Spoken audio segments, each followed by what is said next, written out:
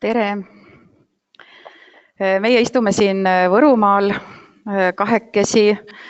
Mina olen Kääpa kooli õpetaja Aiki Jõgeva ja olin siis ka lõppenud projekti juht ja minu kõrval istub ajaloo- ja ühiskonnaõpetuse õpetaja Merike Värs, kes ka pärast saab sõna ja räägib natukene siis enda kui õpetaja kogemusest selles meie lõppenud projektis. Ja nagu siit esimesel slaidilt on näha, meie projekt kestis 3 aastat ja meil on täna siis väga hea võimalus kõigile teile, kes te seda webinari kuulate, jagada oma kogemusi, mis me 3 aasta jooksul saime. Muidugi kõike nii lühikese ajaga ei jõua, aga püüame siis sellise olulise kokku võtta ja julgustada teid nii partnerina kui ka, miks ka mitte koordinaatorina, just koordinaatorkoolina Erasmus projektides osalema. Sest meie just nimelt olimegi selle lõppenud projekti koordinaatorkool ja see oli väga tore kogemus. No, siin on näha meie koolimaja, asume siis Võrust 7 kilomeetrit Kääpa külas ja on meil selline tore väike ja sõbralik kool. Kuidas meil tekkis mõte ja vajadus osaleda Erasmus projektis? Nimelt tegelikult meie lõppenud projekti põhjus on päris kauges minevikus, sest oma esimese rahvusvahelise projekti tegime siis veel tookordse Comeniuse nime all aastal 2000. Ja kui juba tookord Euroopa piirid olid lahti ja iseseisvus oli juba tüki aega kestnud uuesti, siis tekkis väga suur vaimustus ja me kuidagi tajusime seda võimalust, et need projektid võivad kooli arengule väga palju juurde anda. Ja kuna siis tookord meile väga meeldis, siis oleme seda rada jätkanud ja sellest siis ka tuli mõte teha ka muudkui uusi projekte. Nüüd, muidugi koolil peab olema probleem, mida ta tahab lahendada ja mingisugune idee, mis alal ta tahab seda projekti teha.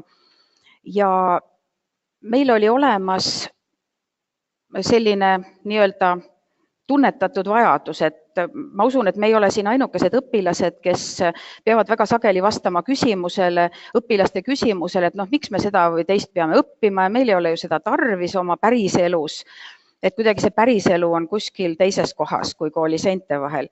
Ja siis tuligi meil selline mõte, et võib-olla seda sama teemat saaks kuidagi ka siis projektis käsitleda ja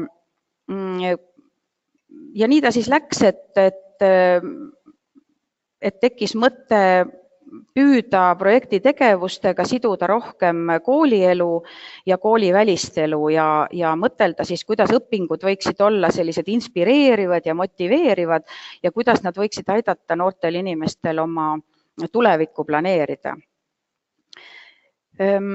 Ja eks projekti käigus sai tegelikult meile endale õpetajatele ka väga palju selgemaks, et mida üldse noored inimesed vajavad, mida nad väärtustavad, mis neile huvitav tundub ja mis neid üldse motiveerib midagi tegema või midagi õppima. Ja järgmine küsimus siis, et kuidas leida koostööpartnereid. No kõige olulisem, mis siin üleval lausa on esimesena kirjas, et meie kogemus siin on küll see, et tuleb kogu aeg hoida ennast hästi avatud olekuga ja kõik võimalused ära tunda ja kasutada. Ja muidugi, kuidas need partnerid leida, meie olime sellises heas olukorras, et meil tegelikult olid mõned partnerid juba olemas, kellega me siis oma mõtet arutasime.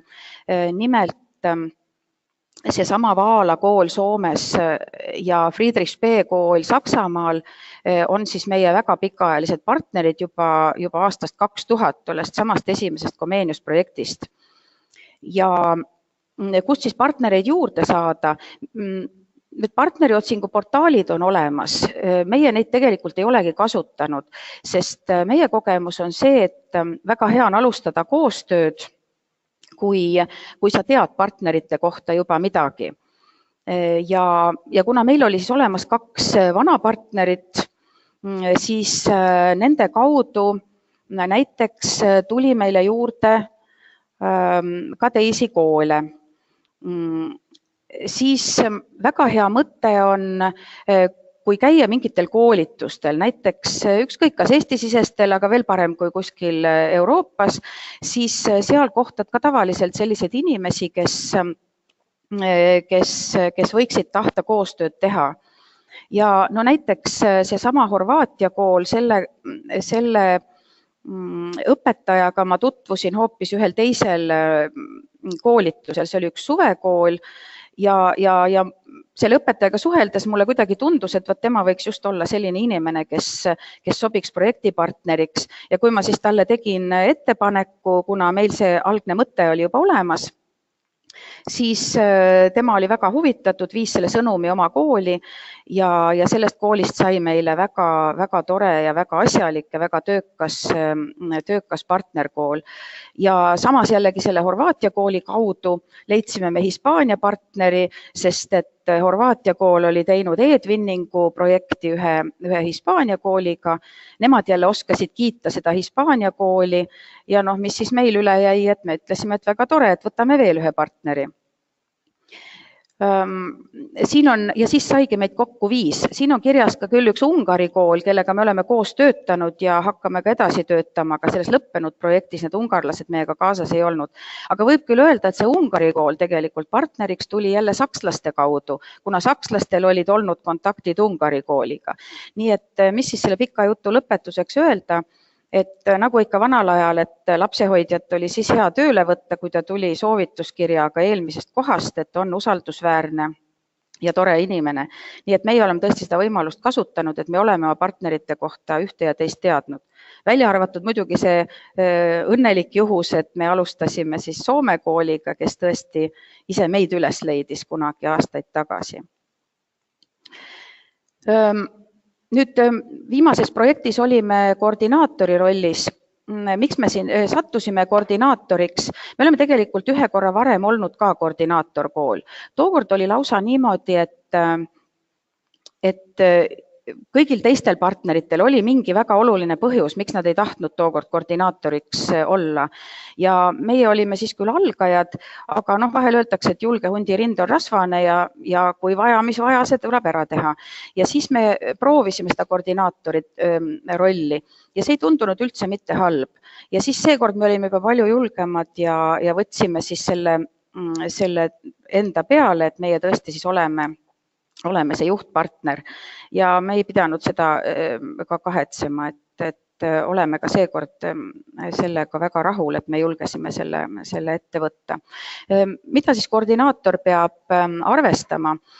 Kindlasti, kuna nagu teile juba ennem siin sissejuhatuses räägiti, et juhtpartner on just see, kes projekti esitab ja kes lõpuks ka lõpparuande esitab ja teised on siis tema partnerid, siis peab kindlasti arvestama, et koordinaator kooli peale ka loodetakse ja tõesti kõigil on alati kiire, aega on vähe ja kui ka juhtub, et mingid tegevused hakkavad kuskil lohisema või midagi vahepeal jääb unarusse, siis kindlasti oodatakse, et koordinaator oleks just see, kes siis jällegi tuletab meelde, innustab ja püüab siis kõigil silma peal hoida.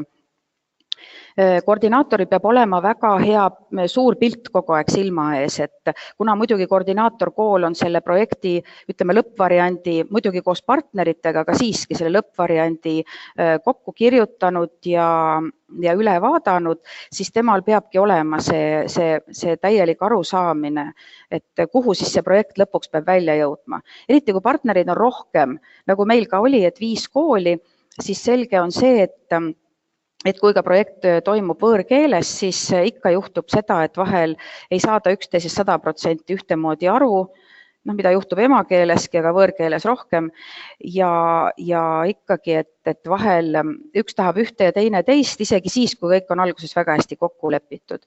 Nii et igal juhul koordinaator peab olema kogu aeg väga hästi kursis, hoidma kätt pulsil ja abistama ja ta peab arvestama, et tema peab kirjutama siis ka kogu projekti lõpparuande. Mis on eelised? Eelised on muidugi need, nagu ka siin varem oli juttu, sul on küll suurem vastutus, aga sa saad võtta mingi oma probleemi või oma idee, nagu meil ka tegelikult selle mõttega tulime välja meie ja see oligi just kui meie idee, mida me proovisime oma partnerite abil siis edasi arendada.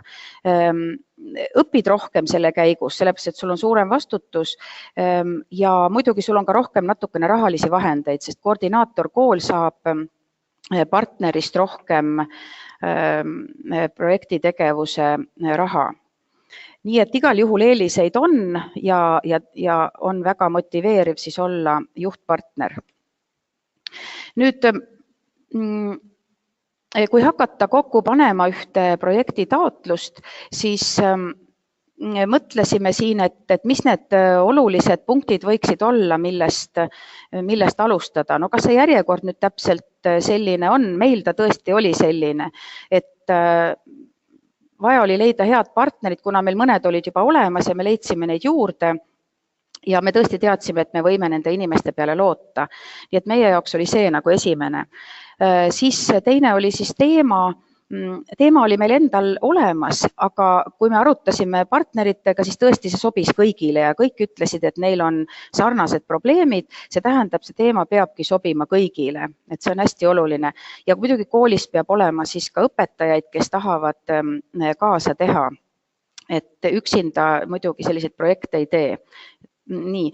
Ja kolmas, mis on tegelikult väga oluline, võiks vabalt olla esimene, on see, et see teema peaks sobima hästi kooli õppekavaga ja ta peaks siis tõesti olema selline, et tegevusi on võimalik tundidesse põimida, sest kellel siis on nüüd aega pärast tunde koolis olla, eriti maakoolides on see probleem, bussid lähevad ära ja meil ei olegi seda aega. Nii et meie teema selleks väga hästi sobis, et me saime tõesti tundides ka neid tegevusi teha ja oma eesmärkide poole siis liikuda. Nüüd, mida veel öelda koordinaatori vaatepunktist? Kui nüüd seda projekti kirjutada ja eesmärke seada, siis on väga oluline mõelda, mida siis ikkagi on realistlik saavutada ja mida mitte.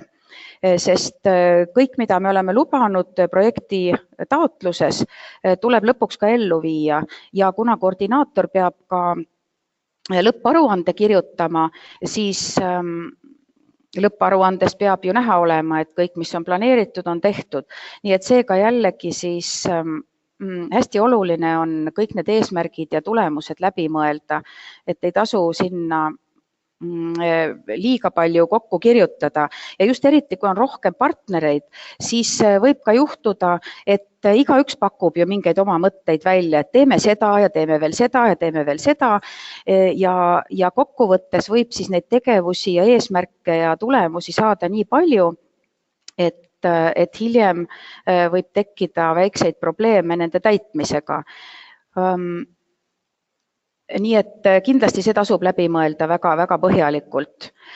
Nüüd juba alguses peaks kõik ülesanded olema väga hästi ära jaotatud. See on muidugi seal projekti taotlusvormis ka kirjas, seal on häid vihjeid, kui vaadata seda kommenteeritud vormi, et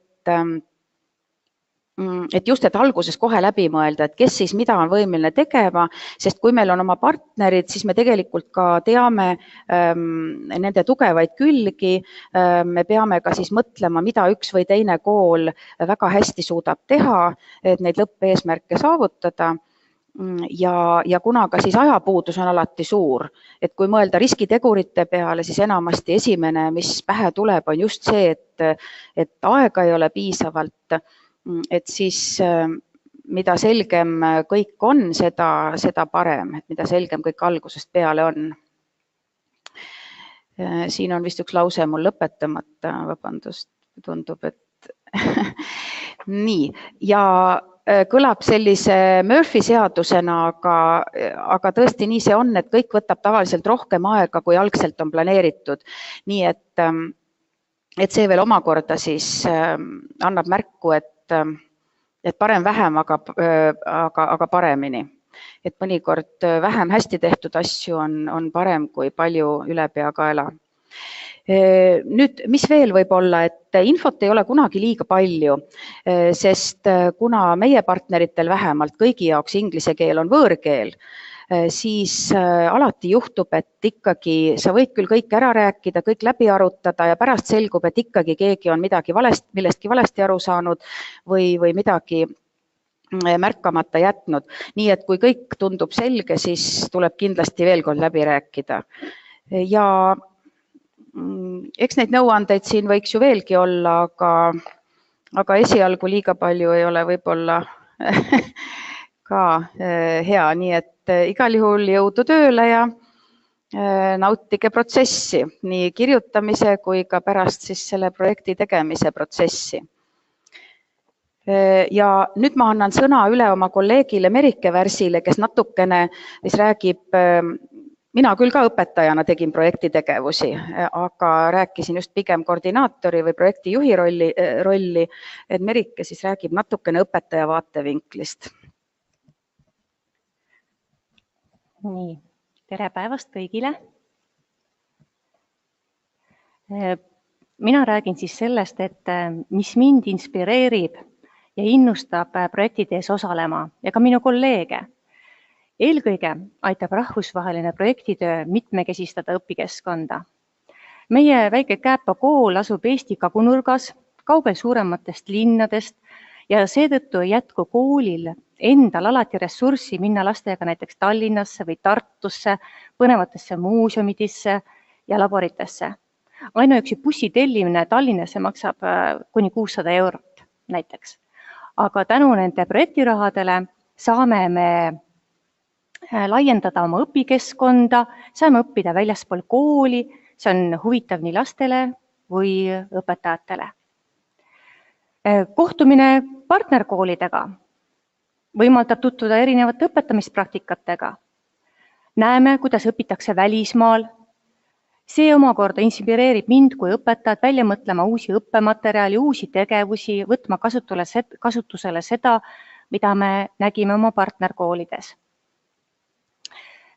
Projektitöö suurendab koostöövõimalusi meie enda koolis, näiteks eri ainete vahel lõimitud tegevusi.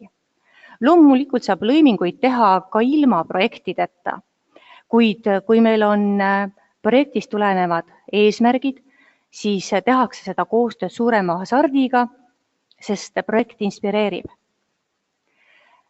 Projektitöö motiveerib õpetajat end täiendama. Näiteks on meie koolis mitu õpetajat alustanud keeleõppekursusi ja järgmise sammuna on tulnud julgus otsida endale koolitusi välismaal, mida meiega siis plaanime teha. Projekt võimaldab õpetajal õppetööd mitmekesisemalt individualiseerida. Ma saan pakkuda õpilasele erinevaid ülesandeid oma arengupotentsiaali maksimaalseks realiseerimiseks.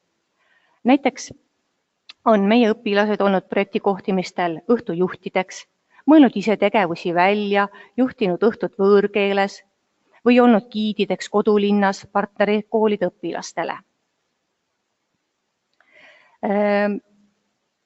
Projektitöö avardab kahtlemata õpilaste silmaringi ning aitab maailmas toimuvast paremini aru saada. Tänapäeva poliitiliselt suhteliselt keerukas situatsioonis aitab koostöö eri riikide koolidega kujundada õpilastes tolerantsust ja üksteise mõistmist. Väärtuseks on nii õpilastel kui ka õpetajatelt üksteiselt õppimine. Jagame häid tavasid, kujundame sallivust, tugevdame partnerlust, ideaalselt saab kujundada sotsiaalset ja kodanikupädevust ja üleüldse võimaldab projektitöö väga edukalt kujundada õppekava üldpädevusi ja ainepädevusi. Projektitöö käigus on õpilastel võimalus saada mitmeid praktilisi kogemusi. No reaalselt ongi siis see, mis me koolis õpime, seotud päris eluga. Nad organiseerivad üritusi, suhtlevad partneritega, on ettevõtetes praktikal ja õpilased saavad paremini aru, kuidas see, mis me koolitunnis õpime, on seotud igapäevaeluga, nende tulevaste karjäärivõimalustega ja töökohtadega. Näiteks, mida me oleme teinud oma projektis? On olnud lõimitud õppepäevad, näiteks käisime me Meenikonna rabas, kus olid siis kõikide ainete õpetajad mõelnud lõimitud õppetegevusi. Oleme teinud karjääriteemalisi õpitubasid 3. kooliastmes, nimetasime seda elavaks raamatukogus, kus siis kooli vilistlased tulid rääkima oma õppimiskogemustest ja siis järgmine elav raamatukogu oli näiteks siis erinevatest töökogemustest. Mis me nüüd sellest projekti tööst kohe kaasa endale võtsime ja kasutusele võtlisime, oli töövarjupäev 8. klassile, kus iga 8. klassi õpilane valib endale ühe ameti, mida ta siis, meil on see näiteks sügisel, käib ja jälgib ja pärast siis reflekteerib oma õpitut. Koolis käivad külalisõpetajad, kes räägivad oma tööst. Projekti abil oleme muuseumitunde külastanud, Tartus näiteks keemialaboris laboritunde võtnud, käinud teistes teadusasutustes, ettevõtetes õppekäikudel ja juba üle 10 aasta, 17 aastat kestab meil õpilasvahetus Eesti ja Saksa kooli vahel. Aga nüüd ma annan siis mikrofoni tagasi Aikile. Nii, ja meie aeg hakkab kohe otsa saama. Siin on lihtsalt veel nüüd mõned pildid. No näiteks meie siin kevadel koos kõigi oma partneritega siin projekti lõpetuseks tähistasime Euroopa päeva 9. mail olid meil siin külalised majas ja siis näiteks Hispaania tantsu õppisid selgeks siin nooremad tüdrukud. Siis seesama, millest oli juttu, meil on õpilasvahetus Saksa kooliga.